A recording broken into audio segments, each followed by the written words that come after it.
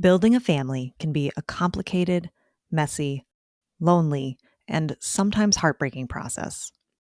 But you don't have to navigate this challenging journey alone.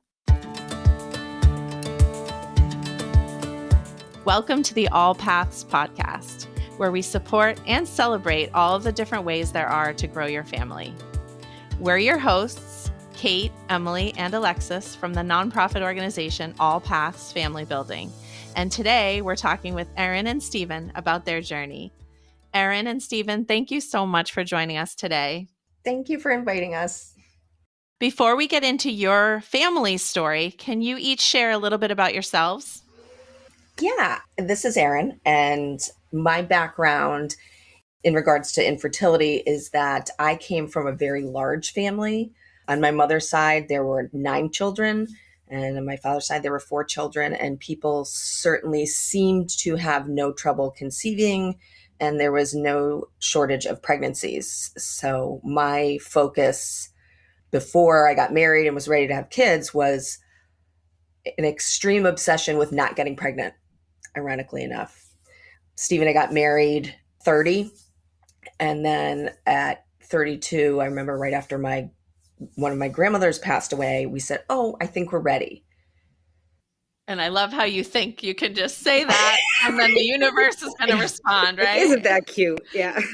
Yes, bought the what to expect after expecting right away, just deliriously unaware. So that didn't happen? It did not happen. It took us almost 10 years from that first. We started, I was 32, and I didn't have my second until I was just about 43. So not at all what we expected. No. I'm Stephen Crucial, and as Erin said, this isn't something I probably ever thought about, because I always just assumed that once we decided to start a family, then it's just kind of a fait accompli from there. And we found out it was not at all like that. And I can remember, early on, before we really understood what we were getting into, and I think Kate mentioned, kind of the arrogance of, well, we want the baby to be born in July, so that means we would want to be pregnant in September or October. Mm-hmm. Right. So we should probably start thinking about it maybe like September 15th, and it'll all be fine. And we'd plan around it, and we'd pretend we were scheduling vacations around it and work projects around it. And it just became like, wow, you don't have any idea what you're doing, do you? Yeah. Yeah. And that was the beginning. Mm-hmm. Yeah. And you're just reminding me, in our case, I remember when we started, my younger brother, who's 4 years younger than me, he was about to get married. And I remember being very stressed out about being in the wedding and what will I do when I'm pregnant? How will I? And by the time we had kids, he already had 2. Wow. And then 3, so it was like, Those are hard milestones to kind of track your own journey by. Yeah. I remember thinking, much later, infertility is like a lot of things that, if you're not directly involved, then you kind of know it's a thing. It's like cancer, right? It's like if you've never had cancer, it's like you can read the words and know what they mean. But until you've gone through it, and until you've dealt with some of that uncertainty of, I don't know how this is going to end. Right. Exactly. You can break your arm and you kind of know how that's going to end. But, this was a whole different thing. And, when people say, like, what would you say to your younger self? I mean, that's one of the things that, I wish I could have told myself, like, this thing is coming, and you want to start thinking about it. Right. You don't have to panic, but you should start thinking. Right. You should be aware. Right. We used to be so, well, we don't want to have a child this year because blah, blah, blah. And then, next year. And, like sometime in like 03, 04, that'll be fine. Right. Not the way we planned. Yeah. Right. So are you comfortable kind of walking us through what those 10 years looked like? So as I mentioned, we, had the discussion about, yeah, we're in a teeny tiny house, but gosh, you know what? Let's have a baby anyway. We thought we were being so rebellious when I was 32. And we probably spent, actually, I think it was my OBGYN who said, don't wait a year. And I'm like, what are you talking about? My grandmother had 9 babies. Like, it's not going to take us a year. And of course, she was the first person in a long line of people who knew more than I did. So she was right. We were frustrated. And eventually it got to the point where I had to go back and say, what do we do? Who can help us with this? And we were referred to a fertility clinic near us, who shared that horrendous chart about rates of fertility based on age. And that was sort of the first blow for me personally, in what I would say was a increasingly poor relationship with my body, which I think a lot of people can go through when they get news like that, we sort of feel like, well, this is just what my body's supposed to do. What's happening? And I think also, like a lot of people who I've spoken with who've gone through infertility, there wasn't a specific cause.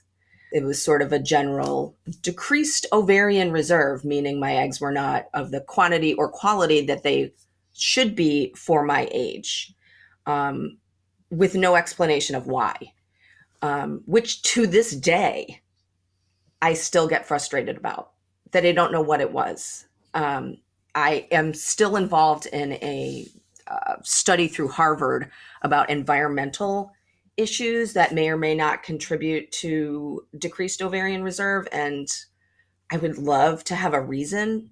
I mean, not that it would make it all go away, but it's just so frustrating because then it kind of tricks you into thinking, well, maybe you can find the answer if you don't know the reason. And boy, did we go down some rabbit holes that probably, in retrospect, not probably, delayed my ability to just be a parent in a different way than I thought I would, because it was like we spent a lot of years going herbalist, doing acupuncture, which there is scientific evidence that it does help, but did not help for me, and a variety of other things that just delayed it. Keeping track of your temperatures and just, the amount of neurotic spreadsheet that were in my life at that time. It's just so sad to be so ultra focused on something that you don't really have control on. So we did an IUI at some point. I think maybe a year or two in, and I had a work colleague who had twins, and it was they were born very, very premature. Almost didn't make it. So I had this terror of multiples. And when I got pregnant with triplets. So thrilled, but terrified. We did share the information with our family, and we're just sure we were done with this whole thing. And it's like, okay, triplets, we'll figure it out. We'll figure this out. It's going to be hard. It's going to be crazy, but we can do hard things. Unfortunately, we went back for one of the ultrasounds, and like any traumatic situation, I have such vivid memories of certain pieces of the conversation we had with the doctors and the ultrasound tech, because it was a Friday, and they said to me, well, one of the heartbeats has stopped. That doesn't mean you're going to lose all of them. So go home for the weekend and we'll check on you on Monday. And I will just never forget that weekend. Coming home and thinking, what do I do with myself? Feeling like I literally had death inside my body. I didn't want to move. I didn't want to eat. I couldn't. It was like, does this mean the whole thing is going to go wrong? Like, what's happening? And I remember, a lot of people when they're pregnant have heightened sensitivities. And I had this super heightened sense of smell. And I remember so vividly walking in the woods and there was some mushroom growing that smelled awful. And to this day, if I smell it, I remember I get literally nauseous. Sorry, this is like TMI. You can cut that out. You know us. There's no such thing as TMI. These conversations are important. Thinking things are TMI is what leads to us not talking about them at all. And it's heartbreaking to go through a loss by yourself where you're sitting there in your house being like, these walls are the only things that are going to like witness what's happening. And I think a lot of people, myself included, can relate to that those visceral memories that are very physical. Like you actually feel them in some way. Yeah. And I have a memory like Dory. Like my hobbies are finding my phone and finding my earbud. I like can't remember anything. But boy, I will never forget that weekend. I will never, ever forget it. And we just sat there and we watched a sad movie. And I remember it was just so surreal. And then we went back on Monday and all of the heartbeats had stopped. I'm so sorry. So it was just unexpected because we thought, oh, we'll do this procedure and then we're done. We didn't ever think there could be more to come. And so I ended up having a DNC, which was so traumatic for me, going to the hospital, knowing I still had what I felt like were babies inside of me, and knowing I was going to leave without anything. And I remember waking up from the procedure and just before I was even conscious, sobbing, like saying like, oh, I lost my babies. I lost my baby. And, just, I remember that very vividly. I remember this woman giving me warm blankets, like rubbing my back, saying, I'm just so sorry. I'm so sorry. And just, it felt very surreal. The whole thing felt very surreal. Like, how could this happen? You just felt a disconnect between what you want so badly and are so sure you're going to be good at, and losing essentially 3 different babies. They were babies to us. It was a lot. It was a lot. Well, like you were saying, having a miscarriage is a very abstract thing until you've been close to it. Yeah. Mm-hmm. Right. And, most people aren't close to it until it's them. And we're, I think not for nothing, but we're very people of science. So that was our go-to. And it's funny at times like that, I'm like, it must be comforting for some people to be like, things happen for a reason, but we very much believe that those things are because of science. So that's where we went. And if this interview ever gets to what would you never say to a person challenged by infertility? How did you know that question was coming? We're going to go with that. Yeah, I agree. Oh yeah, that was very hard to hear. And that whole experience was very hard to hear because at that point we shared it with a lot of people. And, we often discuss this in our infertility groups. What is more challenging when you're going through it, having to keep it all to yourself and be lonely with it. And then if things go wrong, you're desperately lonely for comfort, but at the same time, telling people who are not great at support. Brene Brown does the most beautiful discussion about sitting in the hole with people who are sad. And I'll tell you, I will get it tattooed on my arm someday. 100%. That's all sad people want. Sit next to me and just say, I'm sorry, that sucks. Tell me more. Mm-hmm. That's it. Yeah. Instead of, well, at least, or, you should be glad about, or blah, blah, blah, lecturing, none of it. Just sit with me and be like, I'm so sorry. 100%. Exactly. Well, you mentioned that for a while you kind of did it on your own, but can you talk a little bit about a particular crossroads you came to in your journey? So once I had just to fill in the timeline, once I had the miscarriage, we went to IVF. We did a bunch of those. None of them worked. And finally, our local doctor said, and this is another like really vivid thing. I remember where we were in her office, and I remember gripping the chair. She said, I think the only hope for you to be a parent is donor egg or adoption. And because it's easier to be angry than sad, I was livid at her. Like, you are supposed to be my cheerleader. There's nothing you found wrong with me. It's this arbitrary thing. We're not trying hard enough. I can do more things. Like, I was livid. We loved her. We thought she was, and of course she was right. Yeah. And then we went and got a second opinion. We're like, we're going to go to Boston, and you don't know what, we were all full of ourselves. So we went to Boston, and they're like, yeah, she was right. Your eggs are crap. My term, not theirs. And we, I had a new doctor, a new protocol, felt really optimistic. He said, I'll give you one more. We'll do one more, but you need to go on vacation first, because you two are a wreck. Like, after meeting us for 5 minutes, this guy was like, you guys are a mess. Like, you're so obsessed with this. You have no life. You have too many files with you. Like, just go on vacation. So we did. We went on vacation. We looked at a lot of European babies, sadly, and then came back. We did one last round of IVF.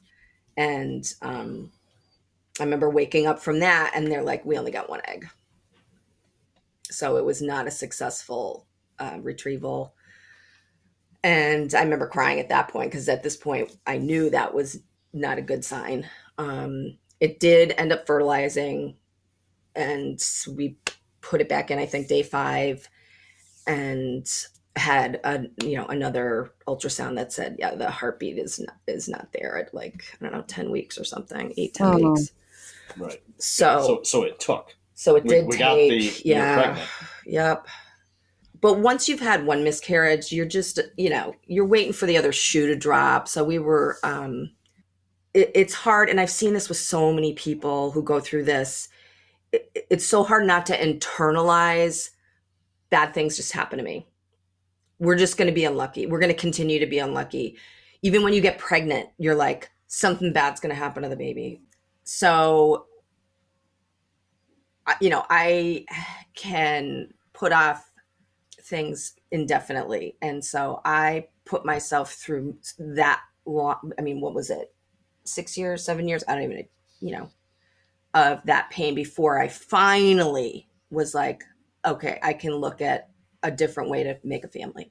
It took me that long. I think Steve would have been there sooner, because it was like, let's just be parents. And I'm like, oh, no. I can make my body do this, to the point where I was a train wreck and probably a real drag to be around. So he said, yeah, you need to look at donor egg. And then I'll let you tell what we found in the lobby. Oh. And this is so this is totally true. We're walking out of Mass General, or we're walking out of the IVF center in Mass General. And, so again, it's just more bad news. And we kind of knew driving in it was bad news. We got 2 hours to think about it. And we're walking out, and it's kind of like, you just got beat up, and you knew you were going to get beat up, and it was just as bad as you were expecting. And, you're not thinking terribly clearly. And anyway, they were giving us some information about something. So I grabbed something off the receptionist's desk to write it down. And when we looked at it afterwards, it was a flyer for a Resolve. That's meeting. So cool.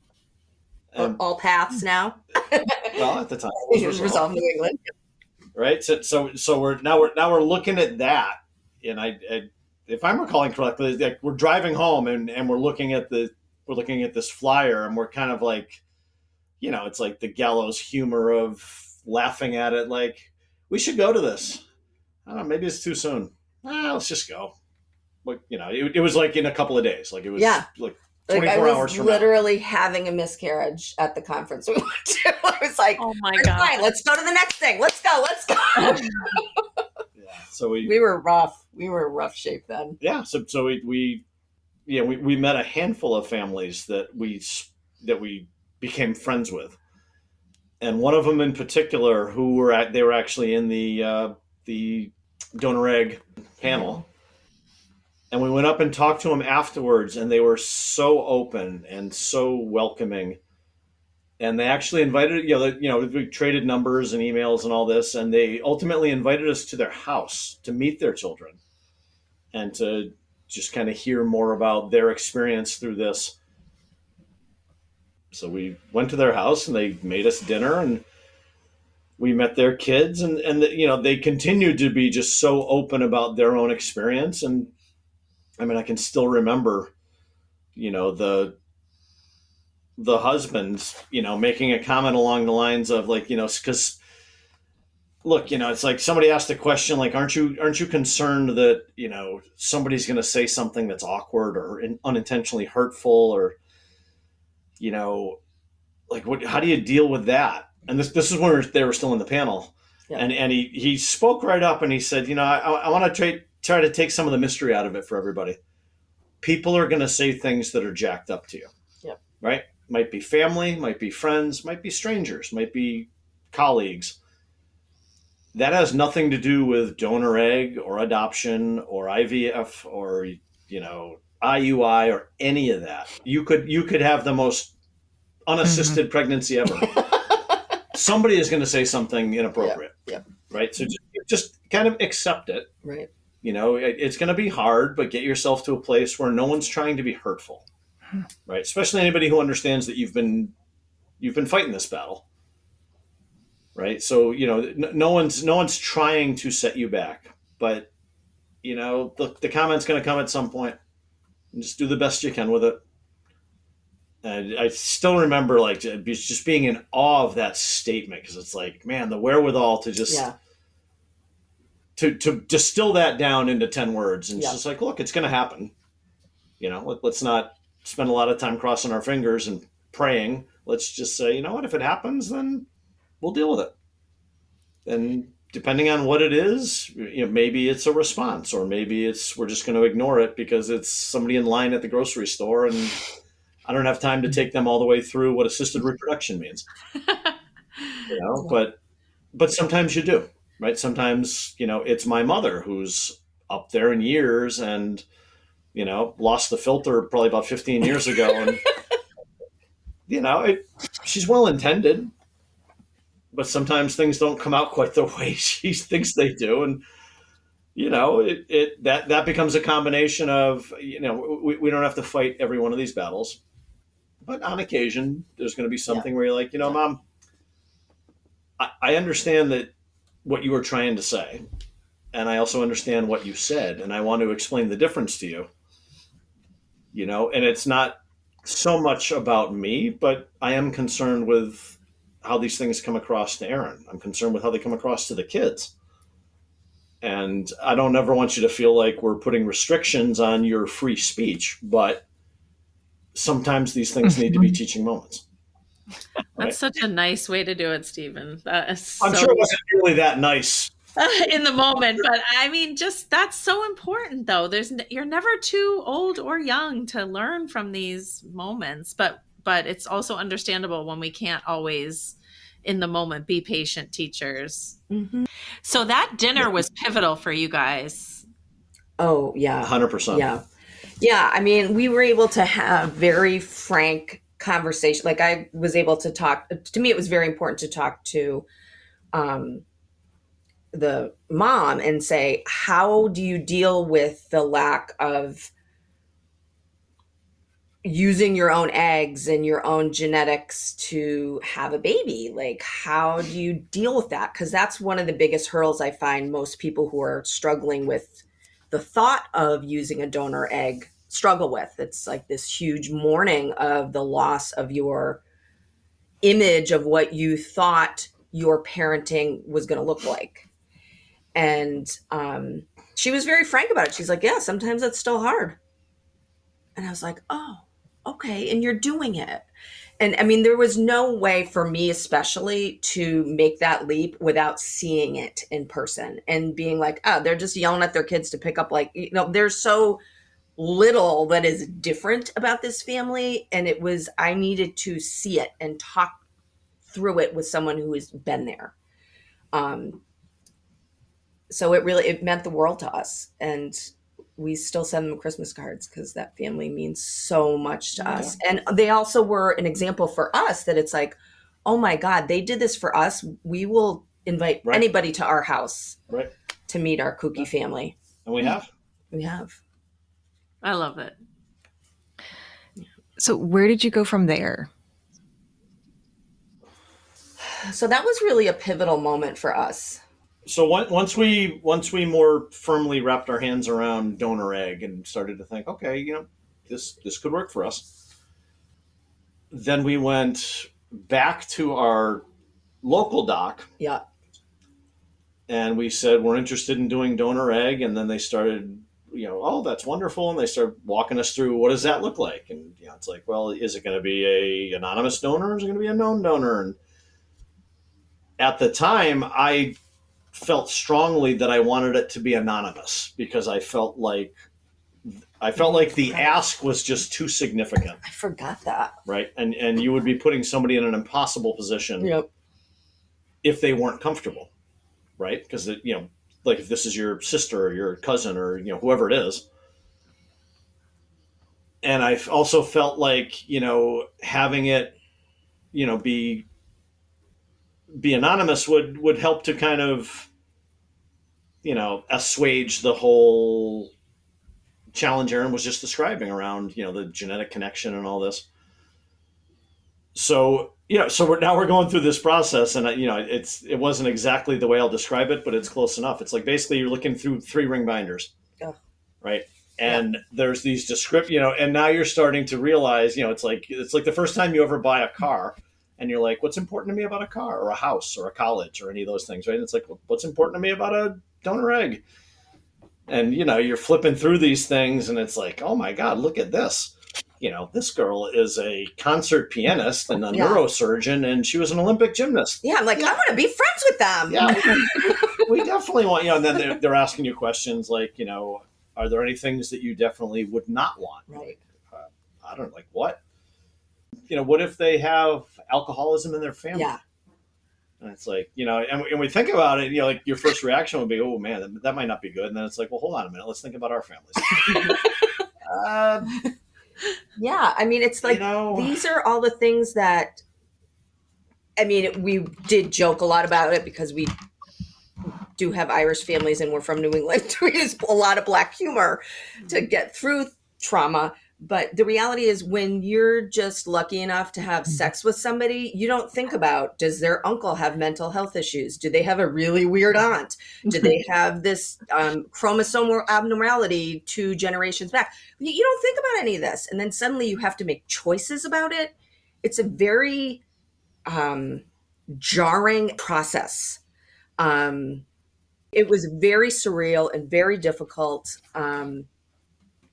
And so we filled out all the forms as best we could and then just said, okay, good luck. And at the time, this particular group met with the donor, which gave me great comfort.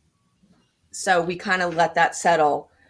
And a little bit before this, I had really done a poor job in sharing our pain with my family. And it all came out one day when my father we were having lunch and he said, oh, he and my stepmom have this like lovely house. And they're like, it'd be great to have some grandchildren in these empty bedrooms. And I just barfed it all on. You want to know why we don't have? So in a very unadult way, I really just dumped it all on him. So, which I regret, but he was fine. He's like, yeah, I get it. And I think he was kind of chatting about his family. Chatting about it to his family. And so I'm a photographer and I had a show down in West Hartford at the Noah Webster Museum, again with the details that escape the rest of my life. And one of my, I guess she's a second cousin, something removed, both her mother and my father were first cousins. So whatever that makes sense. She came up to us. This is after we had applied for Anonymous. Came up to me at the gallery and said, "I hear you're looking for eggs. I'm pretty short, but my SAT scores are really good." And it was like the cartoons where like there's like stars spinning above you. Like everything stopped because it was unexpected. I was not, you can imagine what that would feel like to have someone say, "I'm willing to look into this for you. I'm willing to go through this invasive surgery, give you some of my viable eggs so you can have it." I mean, it was utterly overwhelming. So we tried like hell to talk her out of it. We're like, this is what can go wrong, and this could get weird, and this could get weird, and blah, blah, blah, blah. And we were really, really lucky. She is a lawyer. Her husband is in the medical field. So they really understood the implications of this. And they were home for Thanksgiving, right? Thanksgiving weekend when all the young folks come home. And we met them out for dinner. Like, and this was like I don't want to say it was sealing the deal, but it was our last you sure you want to do this to scare them away. And I mean, I remember vividly, this was the Wednesday night before Thanksgiving. Yep. We probably had 4 bottles of wine. Yeah, it was not pretty. By the end of it, like they were 100% in. And, we're just like sobby happy. Oh. And I just remember waking up the next morning, because then we were going to cook Thanksgiving for 25 people. And we were like laying on the floor. The night was a bit, it probably should have been. And we're laying there with our faces on the cool floor. Like, I guess we better cook that turkey. But hey, did you remember that conversation? Did she agree to do it? I think she did agree to do it. Yeah, so she did. And so she was in Boston at the time. So we went to Boston to have the procedures, and she had 1 million good eggs, and they got like 22 eggs. Yeah. We were like, oh, this is what you're supposed to have. Like, it was the first time I realized how profoundly shitty my shitty eggs were. And the first one worked. It worked. I mean, it was... They're upstairs sleeping. Yeah, it worked. It freaking worked. And, it was funny because the same day that she agreed to do this was the same day that we got information back from the group with the Anonymous. And they said, "Oh, you have a match." And we're like, "Are you holy cow." Yeah. And we had to think quickly, but I made the decision that I would prefer to have a known donor, in the sense that it would probably be more difficult for me to see this person and have, kind of this weird relationship you can't really explain, and maybe remind me of my infertility, but it would be easier for my kids. Because we could call up and say, "Hey, do you have eczema in your family? Hey, is anybody allergic to shellfish?" The medical things that I knew would come from having a child, and wanting to know what their health history was. So we made the choice to go with my cousin, and I'm very, very glad that I did. My OB-GYN also recommended against it. She's like, don't do it. It's going to be weird. But for once, I was very decisive in my life, and I'm really glad about it, because now, gosh, with 23andMe, I don't know that there's Anonymous anymore. No, there isn't. And people are going to find out anyway. And we're very open with our kids about their origin. And just to kind of wrap up our whole journey. So that went great. I was able to carry Tierney, and I was able to breastfeed, and there was a lot of healing that went on in that process. She was born, and I was like, oh gosh, she has a mouth just like my cousin, and people are going to think she looks like her. And there was some anxiety on my part for a little while, but like I have seen so many other people who go through this donor egg process, that sort of went away once you're up at 3 a.m. and you're delirious and you're like, does my kid have strep? Oh my God, why aren't they eating? You don't have time to worry about it. You're the mom. And so we did have success. We froze one that did not work. And right. Then because by then we were sure that it would work because we thought we mastered this process. Right. Mm-hmm. Right. So there was some pain around that second one not working. Yeah. Because you think you're out of the woods. Yeah. Because now you're like, oh shit, here we go again. Yeah. Right. And at that point, Marie had gotten married. She had gotten married and was thinking about her own family. So we couldn't do the process again. So back to the big family, I have lots of cousins. And I thought maybe I could ask someone on the other side of my family. And we did have somebody who was willing to go through this. They had a great relationship with Tierney and are just another lovely human being. And they said yes. So we went through the process again. Unfortunately, the first IVF with those eggs didn't work. And that was pretty scary because, again, it's like, oh, here we go again. Yeah, now you're 2 strikes. Yeah. The second one, which was a frozen embryo, did work. And we were like, okay, we're good. We're good. We don't need to try to wish for any other miracles in our life. And yeah, our kids have always been very aware of this. I made like little books for them about like, mom and dad were really sad. We couldn't have babies. And then Auntie so-and-so, helped us. And so they know that. They know that that's their origin story, which I think was great advice we got from one of the social workers when you kind of go over the legalese of egg donation, suggested that works best for kids. So we did do that. Because I feel like that conversation is one that a lot of potential parents or people who are exploring using donor conception as a way to build their family are really concerned about or worried about. How has that conversation changed over the years, given that, you do have teenagers now? You can kind of provide that perspective on not just the little storybook when, you're introducing the concepts when they're little. What is your reality today? We're all pretty comfortable, like, if it comes up in a discussion, like, there's no hesitation to, Tierney just be like, oh yeah, I was a donor egg, my mom's cousin, blah, blah, blah. It's just very matter of fact. Yeah. It's like, yeah. This is like a natural conversation. That sounds... Yeah. This is what we did. In fact, Tierney has joked with some friends that they were having a Petri dish baby party. Some other friends who are IVF babies. No, that's right. Yeah. Right. Actually, we have quite a few friends who have IVF babies that are open about it. And I think that's great. Mm-hmm. Yep. That's right. We do. I didn't. Yeah.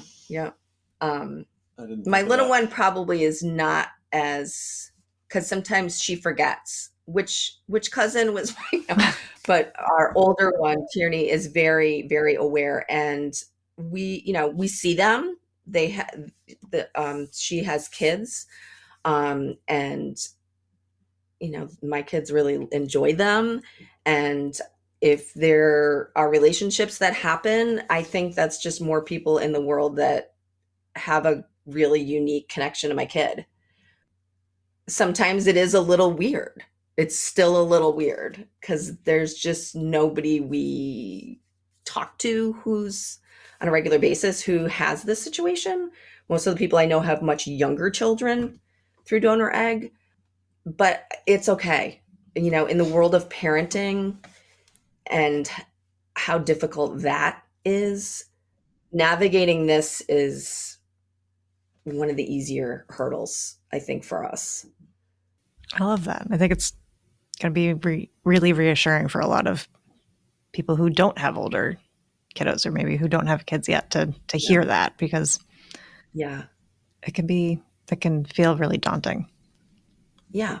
And I think connecting with people who have been through it, we joke in the infertility support groups that we have here at All Paths that you just don't know what you don't know. Didn't plan on it. You didn't know these groups existed, but thank God that there is support out there. I mean, that's when I think about what I would tell people beginning on their journey is that, some people, it's not a simple straight line from A to B, from a couple to parents. It's not a straight line. That doesn't mean everybody will go through it, but whatever way you have to take, if you do need to take an alternative path, there are other people, lots and lots of other people who have done it. And my God, is it easier when you're not alone? Because we did both. We started and we're like, we're going to surprise our family and it's going to be so fun. And, then it'll be like, what's the name and what's the we had assumed all of those things and did not tell anyone for probably years. And that is one thing I wish I had done differently is reach out to even a couple people. Because I let myself get to a point where I crumbled. It doesn't make the pain go away. It didn't make us have a baby, but not being alone with it and getting the support we needed is a game changer. Just having people who get your story makes life so much more enjoyable. Agreed. Even in the hard times, it's like if you can have someone who's like, I get it. Mm-hmm. So I know you guys actually already touched on this, but is there anything else or any other thoughts would you add to what's something you would say to someone who's just starting out on this journey? I would say one of the things that Dad said to us, which is there's lots of ways to make a family. I love that. There's no right way, right? There's a right way for you, for you and your partner. Yeah, that's beautiful. But and I also feel like I would encourage people to be more aggressive sooner. Because when I think about our path and I think about how, we suffered in there, we did. There's no two ways around it. And you don't always recognize it when you're in the middle of it, right? It's something that only, time gives you some perspective on. But I think, we did make it harder on ourselves because we were slow to take the next step. We're like, let's just one more time. One more time. And, and there were reasons for that, right? Yeah, and you don't know. Yeah. The whole decision process is imperfect, but, just knowing that time is kind of a factor here. Yeah. Especially if, the chart, right? The chart is what it is. So, if you're in your early 30s, late 20s, early 30s, and you're already starting to hit a few bumps, start, don't be afraid to educate yourself on what is available to you across the board. Anyway, so I guess we're a little preachy. Sorry about that. No. It's wisdom. You're imparting wisdom. What's the difference? One of the suggestions that we would love to see in the industry, counseling should be mandatory. Like the day you start any kind of infertility, the day you're getting assessed, right? They should require you to meet with a counselor, therapist available, but I mean, it should be mandatory. It's not like, hey, they're here if you want them. Yeah. But they're not here on Tuesdays and Thursdays, and only here Monday and Friday between 2 and 3. Right? It should be this is part before we even start trying to assess you. I know. We need to make sure that you're in a decent headspace. Yeah. Because this can be a lot. And because you're already feeling terrible, right, at that point. And then you have to go start this daunting process without any sort of reprieve. I totally agree with you that it's like, hey, even just a session to talk on the phone to, let somebody know they're not alone. Here are your resources, and continue. Because, the nurses talk to you too, like you're coming out of a trauma helicopter and you know all this language and you're on an episode of Grey's Anatomy. It's like, into the group and they're like, what do I have to do? I'm like, exactly. That is spot on. Give yourself a shot, So it's just, after everything, then you have to like inflict physical pain. It's just crazy. I know.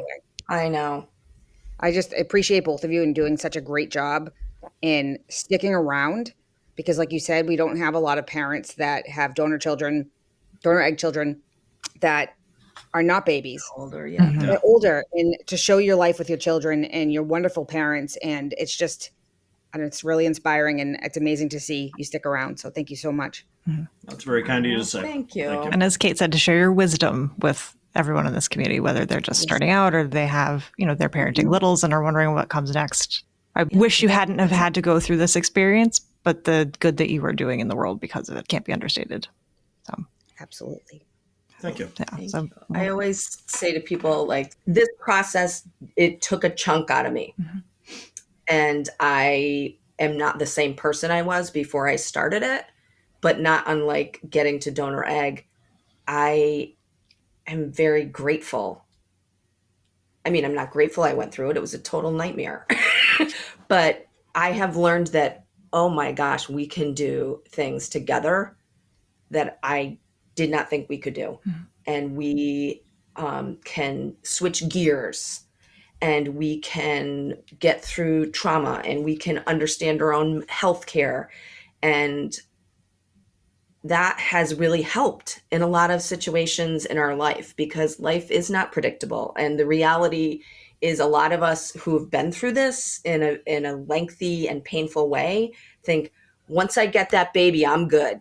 And the reality is, it's just changed, because parenting is not go A to B. Right. It is nothing like you ever imagined. And you have to be flexible. You have to keep being flexible, and you have to keep being strong, and you have to keep being resourceful, and you have to keep fighting with your insurance company. It's just different. So I'm grateful for what it has given me. And I can say that because it's been a long time. We were just looking at the numbers and we're like, oh my God, we started this madness in like 2003. Like, it was a while ago. Yeah. So yes. And we are always happy to meet with people who are thinking about it, because I think it changed our life. Yep.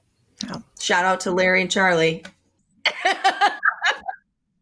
Well, Erin and Stephen, thank you so much for joining us today and sharing your family's story with all of our listeners. Thank you for supporting folks one-on-one.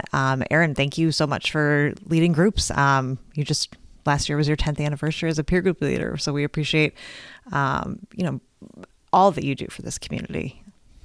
Our pleasure. Yeah. Thank you so much. Love you guys. Bye, guys. Have a good week. We hope you'll join us next time for more family building stories and resources. Be sure to subscribe wherever you listen to podcasts to make sure you never miss an episode. And follow us on social media at allpathsfb, or visit our website, allpathsfb.org, for more information about our work.